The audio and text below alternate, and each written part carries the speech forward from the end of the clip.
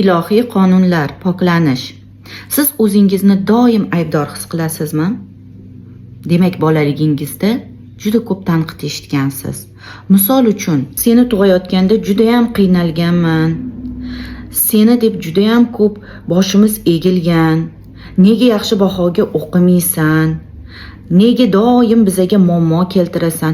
Shunga o'xshagan ayblovlarni siz juda ko'p eshitgansiz. Va yana yaxshi qizcha, yaxshi bola rolida bo'lish. Siz doim kulib yurishingiz kerak, siz doim kiyimlaringiz top-toza, kamiga kasal bo'lishingiz kerak emas. Har doim hamma ishlaringiz a'lo bo'lishi kerak. Mana shunaqa yaxshi qiz bo'lish, yaxshi bolacha bo'lish pozitsiyasida rolida yashaladi.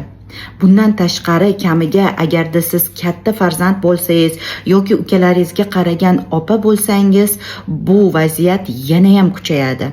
Aybdorlik hissi. Chunki endi siz o'zingizdan tashqari ularni qilgan ishlariga ham gap eshitasiz. Qachon inson poklanishga ehtiyoj his qiladi? Qachonki u o'zini men yomonman, men aybdorman, meni jazolash kerak deb o'ylaganida.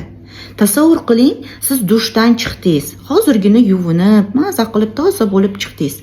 Siz hozir ko'proq ehtiyoj his qilasizmi dushga kirishga, yoki siz kir bo'lganingizda yoki ter hidi his qilganingizda yoki ishdan charchab kelganingizda shunchaki yengillash uchun, poklanish uchun, tozalanish uchun kirasizmi dushga?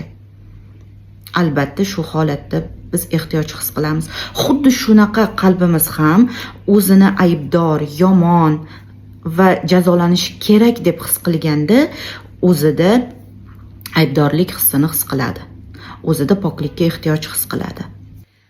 Va bunday insonlar ulg'aygandan keyin doimiy aybdorlik hissini o'ziga tortib oladi. Ulardan doim boshliqlari urushadi. Poklanish haqidagi to'liq darslikni atigi 100 ming so'mga olishingiz mumkin.